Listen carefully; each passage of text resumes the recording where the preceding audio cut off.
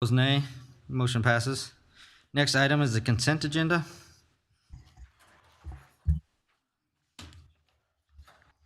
I move we approve the consent agenda. Been moved. Is there a second? Second. Been moved and second. All in favor, say aye. Aye. All opposed, nay. Motion passes. Is there anybody from the public like to speak to something that's not on the agenda? Seeing none, we'll go to special reports and presentations. I'm going to get up for this. So,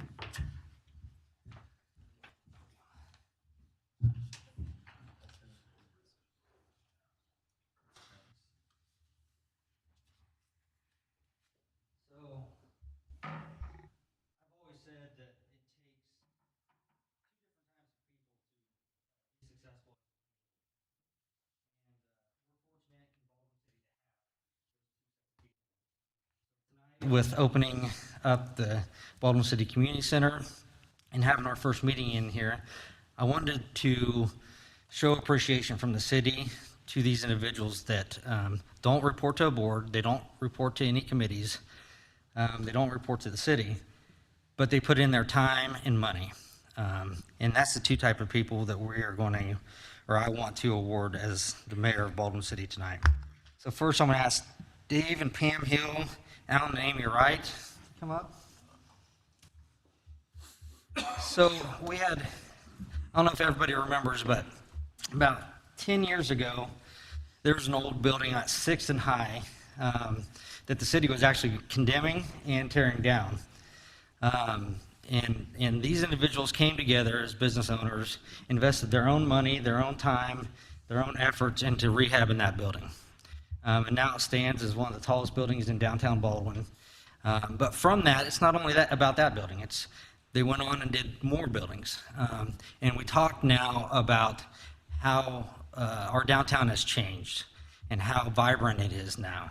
And without our local businesses downtown, we wouldn't have that vibrancy in our community. Well, without renovating these buildings and fixing them up to allow businesses to go in there, we couldn't have those businesses here. So tonight I wanted to recognize your guys' efforts. Bill and Shay Harmon couldn't be here. I think we have. Bill and Shay Harmon couldn't be here, and then Rick and Diane Dietz also couldn't be here tonight. But I wanted to give you guys a mayor's award for your efforts for investing in our community, our downtown. So it's to Dave and Pam Hill tonight, and Alan and Amy Wright. It takes both husband and wives to do these type of projects, because if the wives say no, then the husbands can't do it.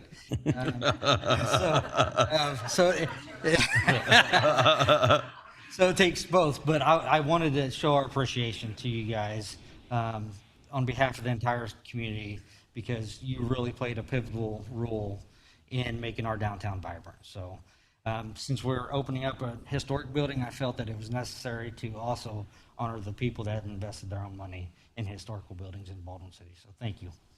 Thank you.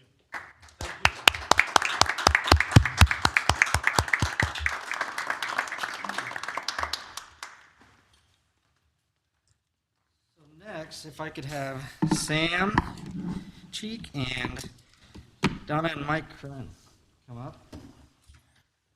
So first we look at the individuals that invested their time and money into our community, but it also takes the volunteers that are willing to step out, put their efforts, hundreds and hundreds of hours into our community to make it special. And one of the most special events we have, and opening this building in the month of October is extra special, because we have our largest event in the community coming up in the Maple Leaf that we're really well known for. And these individuals, you'll see them on Thursday night, Friday night, and then through the weekend. By Sunday, you probably won't talk to them much because they're sleeping.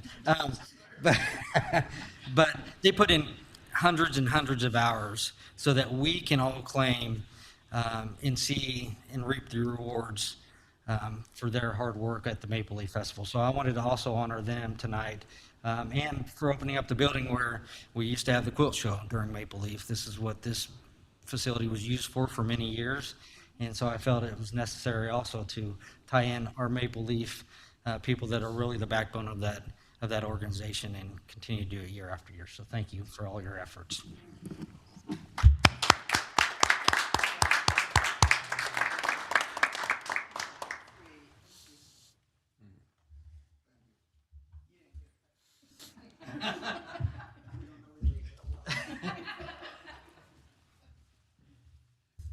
Next on the agenda, we have a presentation for the employee survey results. All right, thanks, Mayor, members of council, for having me again tonight. It looks like familiar faces from the last time I presented, so I think everybody's aware of who I am and who I represent here, which is ETC Institute. I think Lynn's helping me. Somebody's going to help me get my presentation up. Is there a clicker that I can use, or will I just? Okay.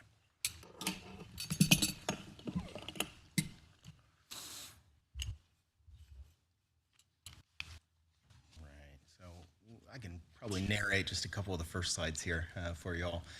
This was part of the, and of course Scott's not here, and this was his request when I met with staff. We know. We will remind him numerous times. To include a little bit more information on your all's, basically why I'm here, why I've been here twice now, why I've worked with staff so heavily, why we've conducted 2 surveys, and really it plays right into your strategic plan. Unfortunately, I did not present the new version of the presentation that has that information in it. So I'm going to skip forward on that just a little bit. Give you just it looks like it's right there. Cool. Good deal. Yeah. So if we just want to go to the, probably the third slide, everybody's familiar with ETC. I'm just from Olathe, Kansas. But part of your strategic plan was vision. You want to create a safe, affordable, connected hometown for everybody here.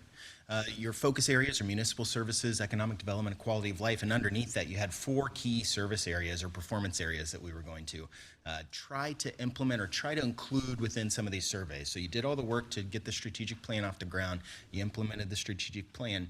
And now some of the action from that strategic plan includes a couple of these surveys. For the first one, providing affordable, reliable, and diverse services, we used the citizen survey, the resident survey, to begin to assess some of that with residents. Same with modernizing outdated infrastructure and maintaining historical assets. While we're not actually doing that with the survey, we're still assessing our performance or assessing some of the opinions or beliefs around some of that. And then attracting, developing, and retaining quality staff is really the focus of the employee survey.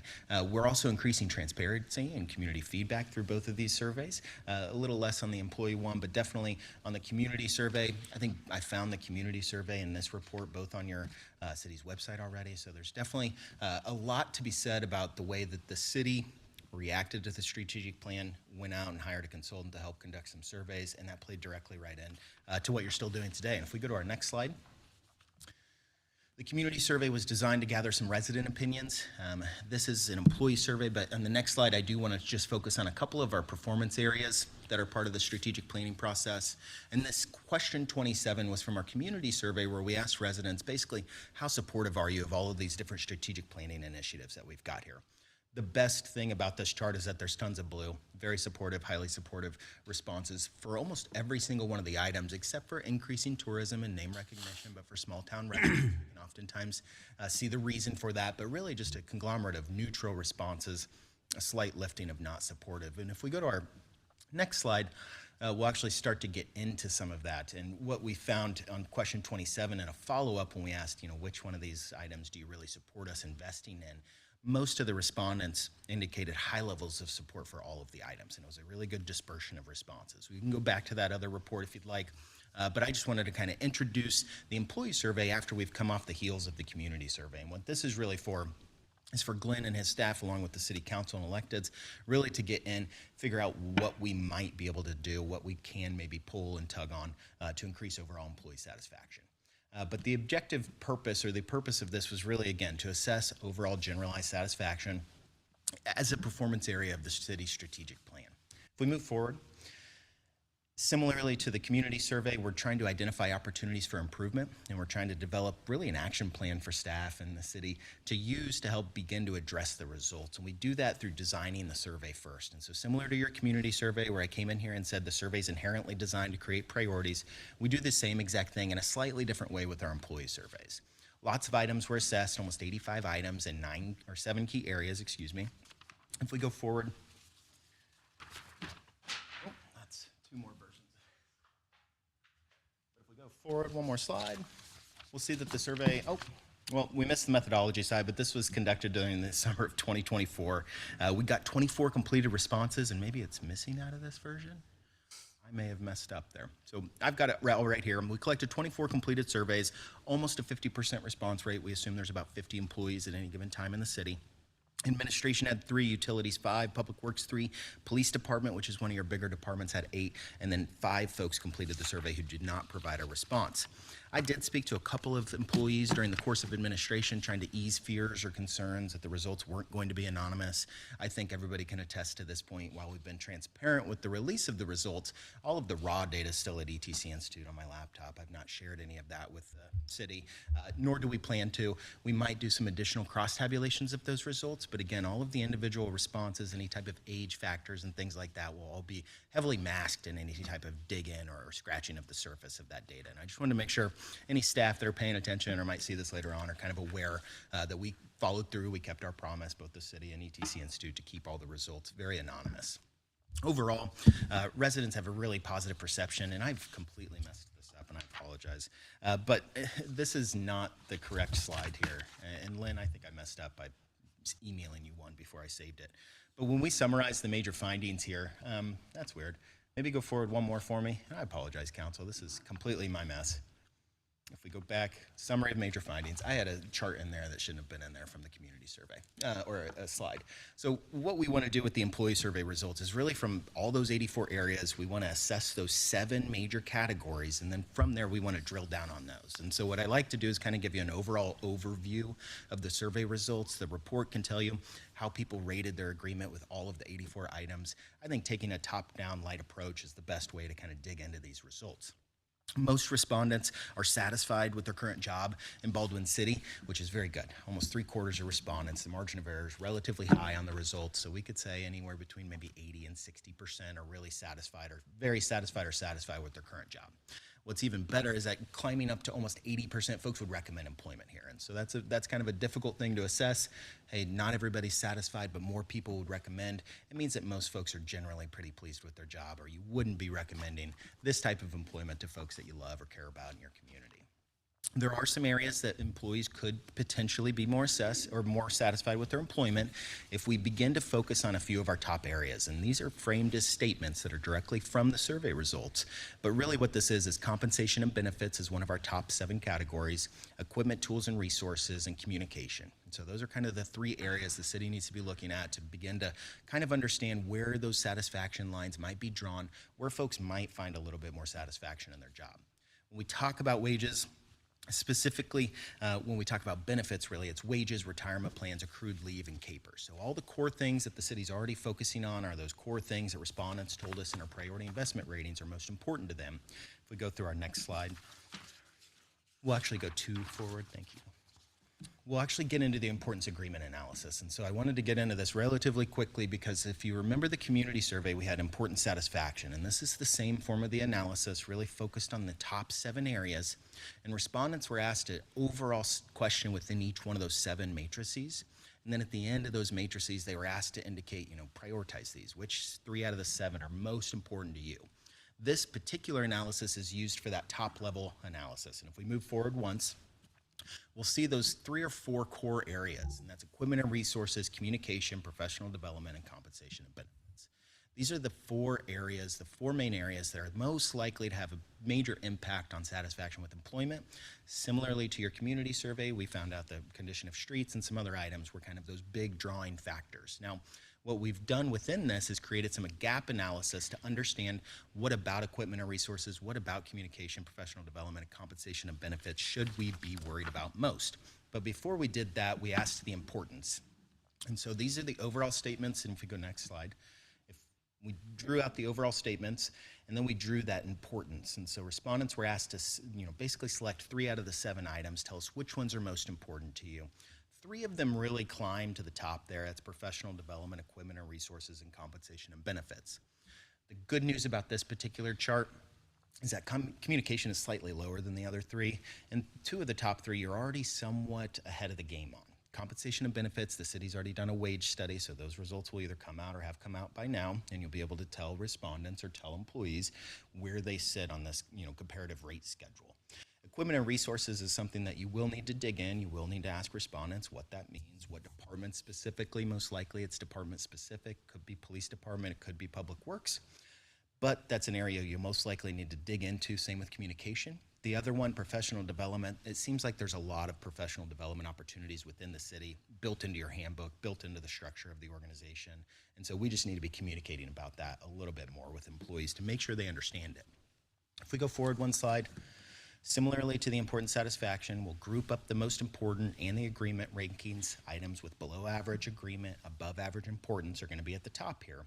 And the number one item driving satisfaction is compensation and benefits, followed by those three other items.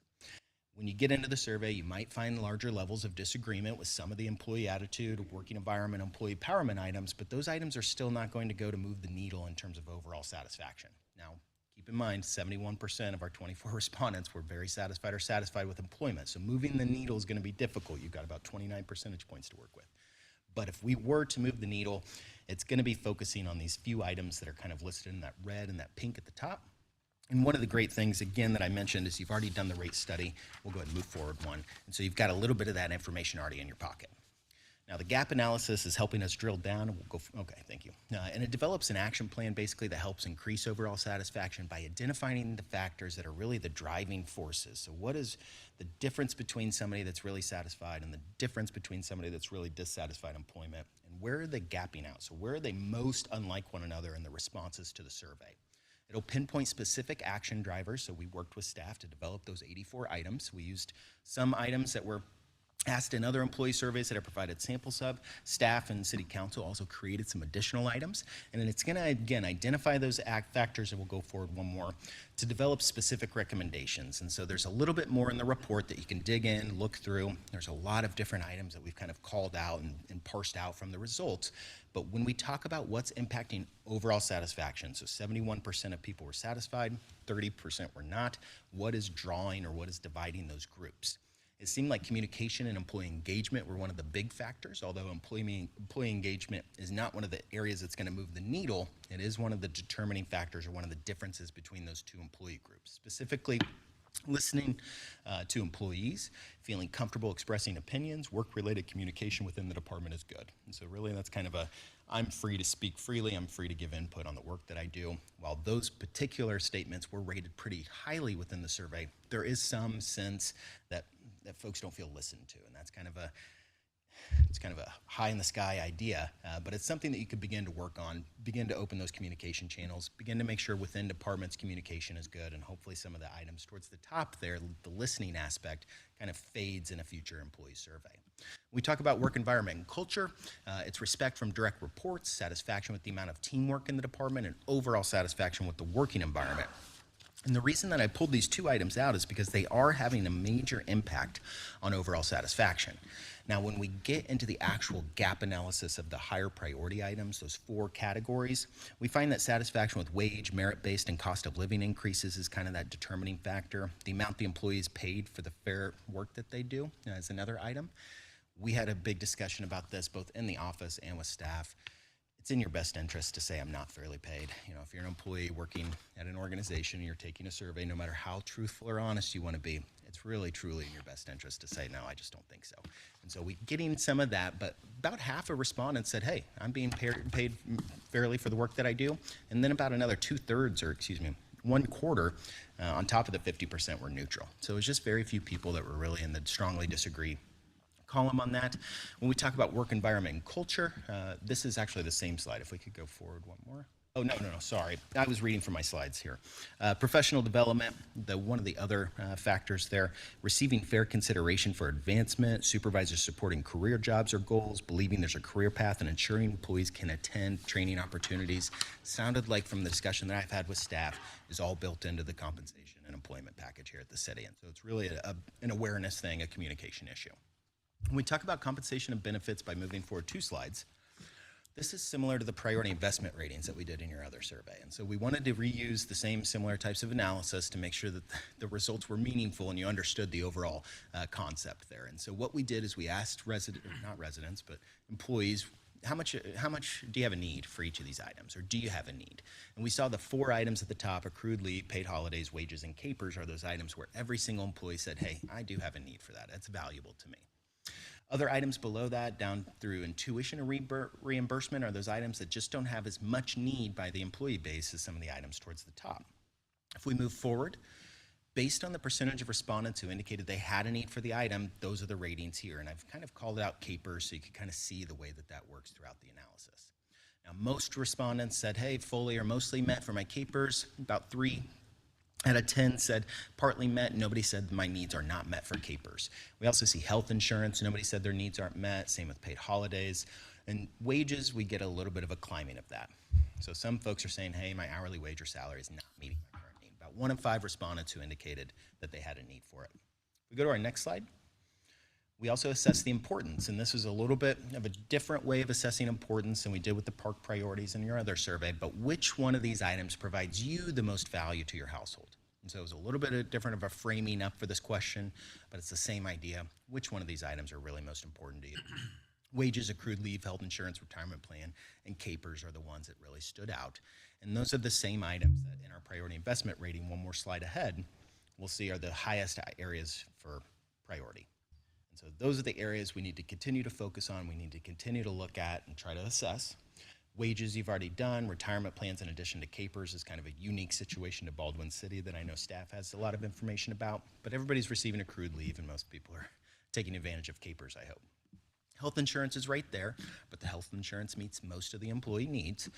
Things like investments in long-term disability or additional long-term disability, group accident, critical illness, tuition reimbursement, which I believe is already happening here, but additional investments in that are likely to go unmet, meaning you invest in it, it's not going to impact a large number of employees. But if you do focus on the items in red, probably including health insurance in that group of 5, you should have a major impact on the most or the largest number of employees in the organization. 1, because they need it. 2, because they said it's really important to them in their household. And so that's where the value kind of lies on this. I think we probably knew a lot of that before we did the analysis, but now you've got a form of analysis that's similar to your community survey that you can look at and say, hey, these are the priorities. These are the areas we're going to continue to focus on. That's how you're going to continue to retain and attract quality staff, is by focusing on these areas that you already know are really important to staff here at the city. When we talk about next steps, what we like to do, and we can go forward 2 slides. We like to provide some soft recommendations. Really, the results should speak for themselves. Each community is a little bit different. We don't want to say they have to do anything. It sounds like the city's already made a lot of steps throughout the course of administration during the survey development that we're already going to tackle some of the priorities from the survey. What we suggest is that you unleash the results. You let everybody see the report, let everybody see my presentation. Staff should develop a plan to begin to assess some of those major categories, those 4 major categories. Now, we provided gap analysis to give you an idea of where the satisfaction might be drawn at most. But really, this is a unique organization. It's a smaller organization. You should take the survey results, incorporate them into your decision making, and then relate that back to employees. So it's not that you need to follow the steps within the gap analysis, but they give you an idea of where folks are the most divisive on their responses, which should help you bring them closer together. And really, it's kind of predicated on this idea of if you're satisfied, you responded this way, and if you're not, you responded that way. We should continue to educate employees within the organization, especially about wages and benefits, especially about professional development opportunities, and we should commit as a group to another survey. Now, I hate to say that because I'm the guy that you pay to do the surveys. You could probably do it internally using the same exact survey instrument I provided. The anonymity gets a little shaky there, but there are other community survey and employee survey providers throughout the country that could help you with this. But what committing to a second survey is going to do is it's going to show all the employees that you're really committed to them. And so by doing it a second time, reassessing, reevaluating yourselves, you're going to show all the employees that this does matter, that you did keep the results anonymous, that you were transparent and you acted, and now you're going to reassess. Now, usually I'd say 3 to 5 years is a good time to do that, but some communities do it every 2. I don't see a lot of movement. So I caution you, if you're going to do a second survey, please act on a few items so employees see the benefit of it, and that is what's going to continue to push up response rates. And so hopefully next time we do it, we get closer to 60 and then 75, and hopefully we get, eventually you all get full participation in the survey. That is my last slide. I'll take questions now. I've got a copy of the full report. I'm all discombobulated because my slides were out of order, but I've got a copy of the full report and answer any questions for you tonight. Anybody have any questions? All right. Thank you. Thank you, Mayor. I appreciate it. Sorry for the mix-up on the slides. You're but good. If y'all need anything, you know how to get a hold of me. Thank you. Congratulations on this. Thank you. Next, new business, ordinance number 1501, short-term rental. Russ. All right, good evening. This is ordinance 1501 for a short-term rental. This is a conditional use permit. The address for the property is at 613 8th Street. Planning Commission held a public hearing on September 10th. It was voted on 5-0 for approval for recommendation to City Council. Does anybody? It's a bed and breakfast. It's Airbnb. It's an Airbnb where What is a term for air? What is air? Internet? I don't know. What is it? it's more of an Airbnb is more of an internet deal. It's really short-term rental, meaning that they can go online and rent out, a house, a studio, or something. I got that, so you could do that from California. Yeah. You explained that very well, thank you. Any other questions for Russ on this agenda item? None, thank you. Anybody from the public like to speak to this agenda item? Seeing none, council discussion? What does the planning committee look at for something like this? I mean, what are the requirements, or what can they do and not do? So one of the things that the Planning Commission looks at, first thing we do is I send out mailers to the surrounding property. 'Cause we want to get the input from the surrounding property owners. We also look at the availability of parking spots, just to make sure that as far as the number of bedrooms that the unit has, it has one parking spot for each of those bedrooms. So that way that we're not dealing with traffic congestion, we're not parking a bunch of vehicles on the street, taking up extra spaces, and just an overall input from community members that live around in that general vicinity. And Russ, at the planning commission, you didn't have any neighbors voice opposition? No, we had no neighbors show up to voice any concerns. Usually I'll get like some emails or calls or questions beforehand. I didn't receive any for that. So is the property inspected? Yes, the property would be inspected. Okay. All right, thank you. Is it inspected on a yearly basis, or how's that done? Usually it would be on a yearly basis that with our building inspector would go out and inspect, just to make sure everything is in compliance. Thanks. Any other council discussion on this agenda item?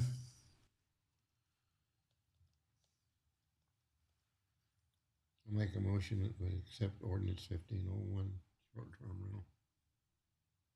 It's been moved. Is there a second? Second. Moved and seconded. Julie? Yes. Corey? Aye. Susan? Aye. Jerry? Motion passes 4-0. Next agenda item, ordinance number 1502, short-term rental. Russ. This is ordinance 1502, same thing, short-term rental for conditional use permit. The address is 821 6th Street. This was heard at Planning Commission on September 10th at the public hearing. We had no objections from any neighbors, nor did they show up. I didn't receive any emails. And this passed 5-0 for recommendation for City Council.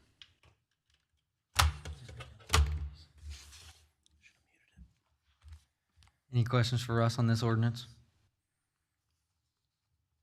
Thank you, Russ. Anybody from the public like to speak to this agenda item?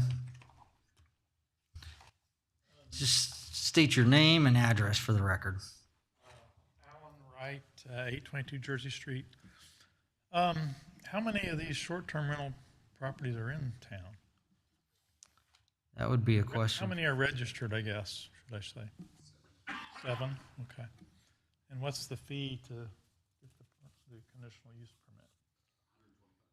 Okay, that's all I need, thanks. Anybody else like to speak to this agenda item? Seeing none, council discussion? None, I'll entertain a motion. I move to approve ordinance 1502. Second. Been moved and seconded. Julie? Yes. Corey? Aye. Susan? Aye. Jerry? Motion passes 4-0. Next agenda item is ordinance 1359, section 26-1081C. Speaking to Russ and Stu on this section of the ordinance, we've been getting a lot of requests for larger buildings, outbuildings that are more than 1,200 square feet. So I wanted to bring this to the council for discussion to see if we wanted to amend, change, or repeal that section of the ordinance. So, is there anybody from the public like to speak to this agenda item? Seeing none, council discussion? I looked this up, this amendment section here, and this says for accessory use. I guess I need a definition for accessory, because accessory to me is like a garage or side building attached to already an existing building. Is that what's happening? No, it'd be for a detached garage. Like an outbuilding, Would that be an accessory? yeah. So right now, you're limited to only 1,200 square feet. Well, how big do you want it? I think you leave it up to the discretion of the staff in the planning commission, or I guess it'd be staff. I guess what was the rationale for 1,200? It was less before. It was 900 It before. was 900 square feet before, so they increased it to 1,200. All right, what was the rationale for 900 then? I don't know. It seems arbitrary. Yeah, I agree. So it was 900 before and it's 1,200 now? Correct. Why would you increase it? Because we're getting more and more requests to have larger outbuildings on their properties. Okay. How does that relate to the neighbors or the surrounding? Well, it's within their property lines. They still have to abide by the setback requirements within their property lines, which Russ can correct me or Stu can correct me. I think it's 20 foot on the backyard, 25 foot on the front yard, and 6 foot on the side yards. Correct? So they still have to abide by those. So how big a building are you talking about now? Well, it's what their property can fit within the requirements within the city code. So if you pass this, does that mean you can use your whole backyard for a garage or building or whatever you've been doing? Well, it would be, you would still have the setback requirements. You have to be a certain distance off the property lines of your neighbors. That wouldn't change, as I understand. We're talking about a one-level building. Well, yeah, we have height requirements in the city of Baldwin City. I don't recall what those are, if they're 40 foot. Usually on the height requirements, it's no higher than any of the houses around in that vicinity. No higher than, So if you got like a I think I read somewhere in there where it says no higher than the existing building. correct, or you look at so let's just say you look at at the neighbor's house and Right. it's a 2-story and you have a 1-story and you're the one that has the 1-story, you could get away with going, equaling your neighbors is what they have done in the past. To conform to the conform to- type of neighborhood. But there's also, in the past, we've also had hearings or part of planning commission if they needed a variance for that. Now, if you're building another building outside and you're keeping it below the size of the buildings that's already established on either side of you, and you build an apartment upstairs and a garage down below, that does not apply as I understand it, because that's not an accessory. Accessory, I think this is a point for, So there's this is a point for councilman to review or something. so there's a question of accessory structures and accessory dwelling structures. So in a way, there's two different forms in that. A garage is an accessory building designed for the storage of motor vehicles. And that's an accessory use. Correct, but if it's attached to the house, it's not It considered. is. It's still accessory to the garage, to the house. We need a definition. So I guess we would have to refer to Dakota on that, That's where I'm going. on his interpretation of how the.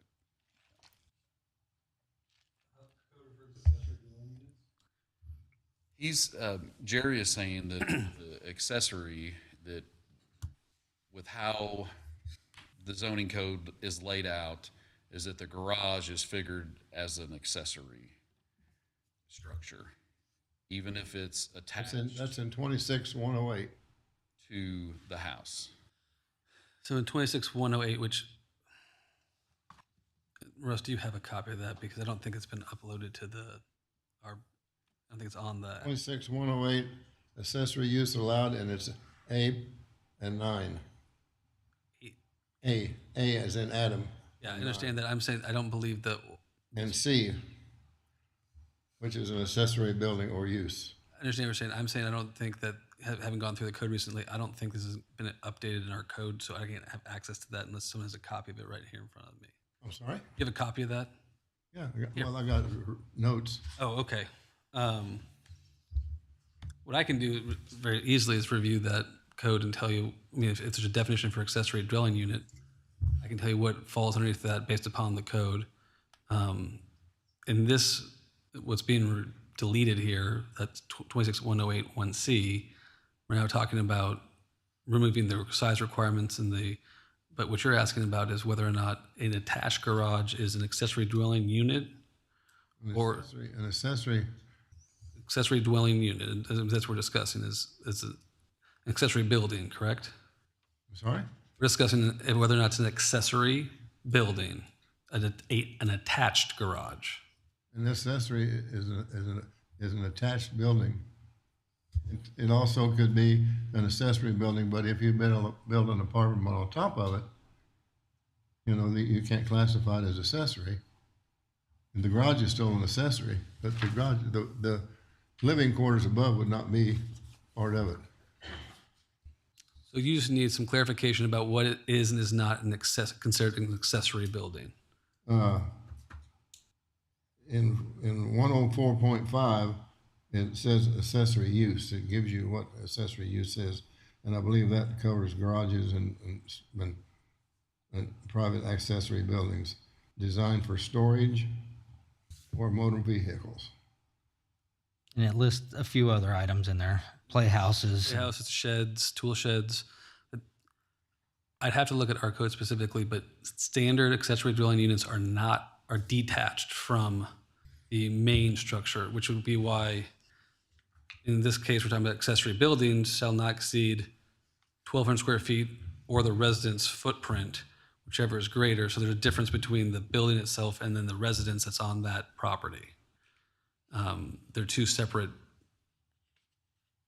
buildings. If you're going to add an accessory building, for example, I have a big enough backyard that I could put in a 40 by 50 building. That's 2,000 square feet. Under code right now, you couldn't do that.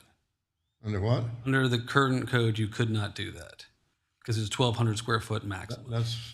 That's fine. But if we change the code, that could possibly be allowed, and I don't want that to happen. And I think that's a decision for the council to make as to what is and is not an allowable size for accessory buildings to be allowed on property. So that's up to you as a council member as to what you see fit to vote for or against based upon what your own research and beliefs.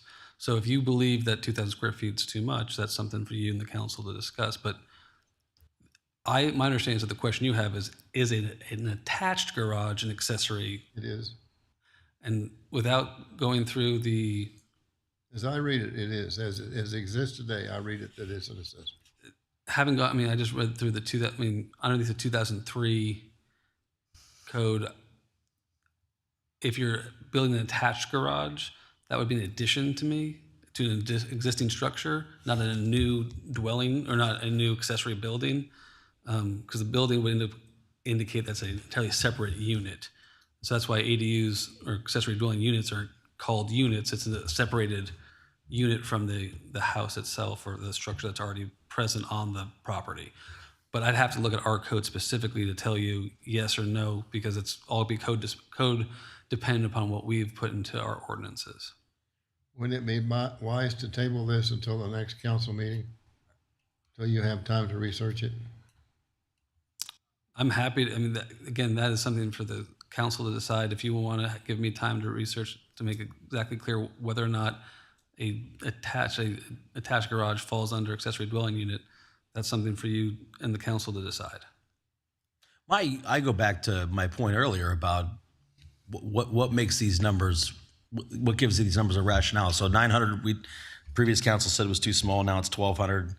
Now we're getting feedback from other residents that 1,200 is too small. So what number of square feet is too much and why? 900 feet probably would have been one because those buildings were built for Model Ts and Model As and such as that. And the size of automobiles became larger, so therefore they needed a larger building. Well, I'm sure you're hearing from people who have RVs and big boats and all kinds of large recreational type vehicles that maybe that's the push there. So, I mean, if we're going to cap it at a number, I'd be more comfortable if we had a reason why. But if it's up to city staff discretion and you're respecting the Your question is a reason why. Explain reason why. I'm not asking you specifically. I'm asking the council as a general. Like, I mean, what would our reasoning be to cap it at a certain specific number? What would our reason be not to? Allow people to do what they would like to with their property that they own instead of, You're requesting it? no, but we've had multiple requests through the through the planning commission. So why bog down the government? Has this gone through planning or zoning or anything? No. This is an It's ordinance. an ordinance, yeah. I don't like the idea of an arbitrary number because You're changing it. you have lots in town that are, No. Huh? It doesn't have to go through planning commission to change an ordinance. How did Well, we're How elected. did it get to be an ordinance in the first place? The council voted it Council through. voted for an ordinance. I guess we sit here and we give people tickets for having stuff out in their yards if they put too much stuff in their yards. And then we limit the square footage. I guess I'm confused. Are you against people being able to build a house or build a We're not building talking, on their? we're not talking about a house. Well, you were earlier because you were talking about a connected building is an accessory building. A garage is an accessory building that's attached to a house, Okay, so building a house. correct. But if you were building a house, and if you, by your definition, you're reading in the definition, a garage is an accessory building, then you're limiting what somebody could do. What if? It says it is. Correct. It says it. I have it written. So why are we limiting how big of somebody's garage can be if it can fit on the property? It's attached to his house. You're talking about building another building in the backyard. Correct. Yeah. Not talking about building something onto a house. You're moving it now from away from the house to the backyard. What's wrong with that? And and it's going to be an apartment above it. And I'm saying the garage is an accessory. You can't do that. I don't believe you can do that. Are you talking about a That's why- specific building? That's why I asked him for definition. Are you referring to a specific building? You keep referring to, okay. Sure, I'm not. Feels like you are. All right. I guess How big's your building? what? My building? No? Oh, you are referred to a specific building. Well, I just now thought of that. Ah, Well, Jerry, I guess I believe that if people own the property and it's not hurting their neighbors, then they should be able to do what they want to with their property. That's my opinion. Well, think of it this way, Jerry. If I wanted to build a building on my property, I have 7 acres, but I'm in town. So if it's behind my house, nobody can see it. Who cares if it's 1,200 square feet or if it's 2,500 square feet? If we make a decision as a council, we make a decision for everyone who's involved within the city limits. If you fall within the city limits and you want to do that, you should abide by the rules and regulations that's set forth. Like now, if you were to build one, it would be 1,200 square feet. You know, so to say that you go back there and build 2,000 square foot building and you're on your property because you have 7 acres is against the rules and regulations because And that's the problem. it's already established. That's So are exactly you the wanting to problem. Are you wanting to change it so you can make a larger building? No, Jerry, this has nothing to do with me. I have enough buildings.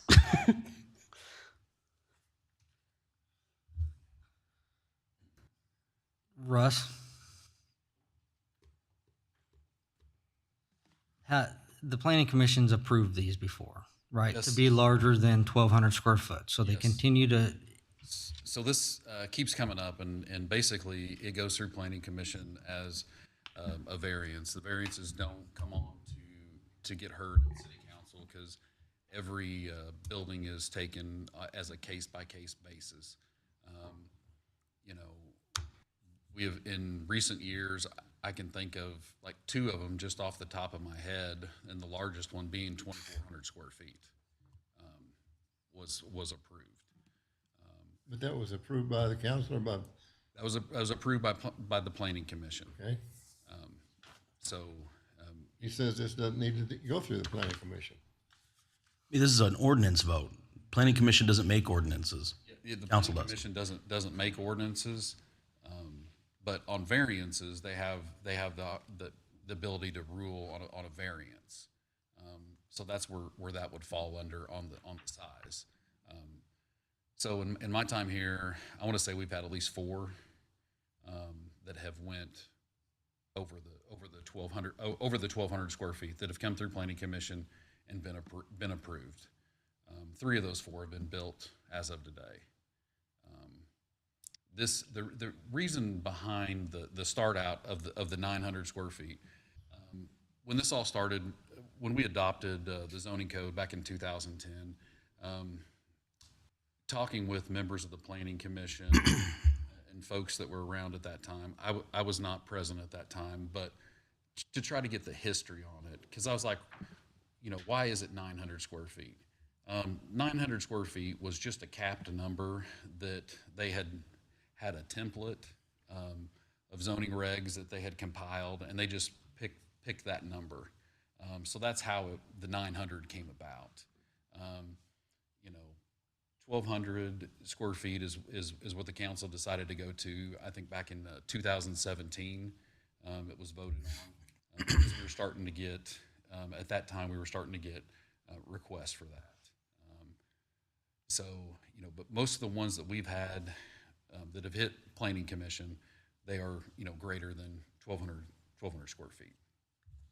So if the planning commission can do a variance, why do we even need an ordinance? I mean, if they can approve a 2,400 square foot, then it's not up to us. So why do we need an ordinance that says that? well, exactly. I mean, I guess that's part of my point is that why make people go through those steps when planning commission's approving them already anyways? Right. Yeah, So that's, why do we even need an ordinance with any number in it? that's why I'm trying to amend and remove it. Yeah. Yeah, Okay. yeah.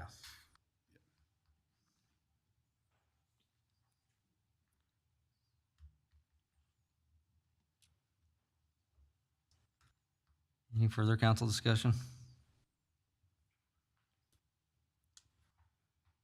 Not, I'll entertain a motion.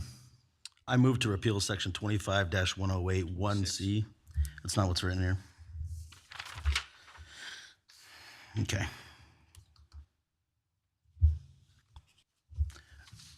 Okay, it says 25 on the other one. Okay. Typo. All right. I move to repeal section 26108(1)(c) of ordinance number 1359 and replace the language as presented. Second. Been moved and seconded. Julie? Aye. Corey? Aye. Susan? Aye. Jerry? Motion passes 3-1. Next, backhoe bids. Thank you, Mr. Mayor. Ben Hart contacted me about 6 or 8 weeks ago, and he wanted to discuss the new backhoe that we had included in the budget for 2025. He asked me several questions about what this piece of machinery is used for, and specifically, was it ever, how often was it used in Oakwood Cemetery? After further discussions, Ben thought that it would be a good idea to, it would be reasonable to finance this through the Oakwood Cemetery Reserve Fund rather than lease purchase through the 2025 budget. I thought as well that this is an excellent idea. I really wasn't even aware that the Oakwood Cemetery Reserve Fund even existed. And so I spoke with Glenn Rodden about it, get his thoughts. He thought it was a good idea. I said, go ahead and go out and get some bids for this, and let's see where they come in at. And so I did, and those 3 bids are in your council packet this week. The 3 major players were Foley Cat, John Deere, and Case, of course. And I'll just preface the numbers by saying that all 3 of these machines were spec'd equally as possible, so we could get a fair apples-to-apples comparison. And also, so that it's out there, we did budget $150,000 to replace this piece of equipment in 2025. So Foley Cat came in at $150,000 even. John Deere came in at $126,863, and Case came in at $134,797. John Deere did bring us out a demo, let the guys use it for a week, and everybody seemed to like the equipment. You'll also notice on there that they have quoted a trade-in, and so the machine that we will be getting rid of is a 2015 Case 580. Foley Cat offers us $27,500 for the machine. John Deere offered us $27,000 in trade, and Case offered us $35,000, which is to be expected because it's a Case as well. After looking at the numbers, I really thought that I was going to come to you guys and ask for the Caterpillar, but after having the John Deere on site and seeing it, guys having time with it, not only is it the cheapest bid, I think that would be my recommendation if the council chooses to move forward with this now. I think it's a good piece of equipment. The warranty is exactly the same on all 3 tractors, and I'm not interested in trading in the old one. If council chooses to move forward with this, I will have it on Purple Wave. I think we can do probably 35 to 40 on Purple Wave, which will also offset the cost of this machine. So that would be staff recommendation, if we choose to move forward with this, would be to go with the John Deere, $126,863. You say you got the money to do that with? Apparently, Oakwood Cemetery Reserve Fund has enough to pay cash for this and a skid loader. Ben asked if we wanted to move forward. That's also budgeted in the 2025 budget between Public Works and the electric utility. We were going to split that, and I didn't want to completely diminish the reserve fund, and so we're going to move slowly and just do this one piece right now. We'll see how 2025 goes, and we may still replace that as a joint project between Public Works and the electric utility. Okay, this has got a 5-way bucket or 4-way bucket? Absolutely. I'm sorry? Yes, absolutely. It's also 4-wheel. Got a 24-inch bucket, backhoe bucket? I'm not sure, Jerry. They all spec the same one, so I'm sure it's a ditch bucket, yes. It's front wheel assist, 4-wheel drive. air conditioning, heat and air, Probably. That's pretty standard equipment on them now. windshield wipers and all that jazz?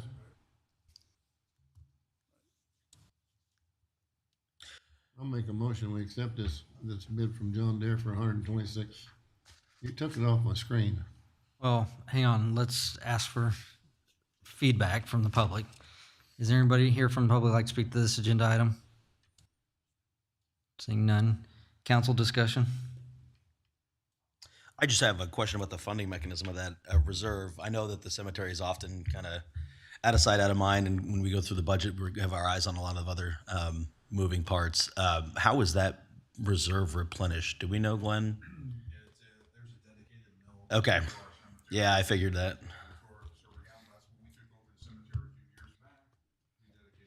Okay. Good. I just wanted to make sure there was a system in place. I'm good. Any other council discussion? Jerry, I'll entertain your motion now, if you're ready. I make a motion. We buy the John Deere for 126,863.93.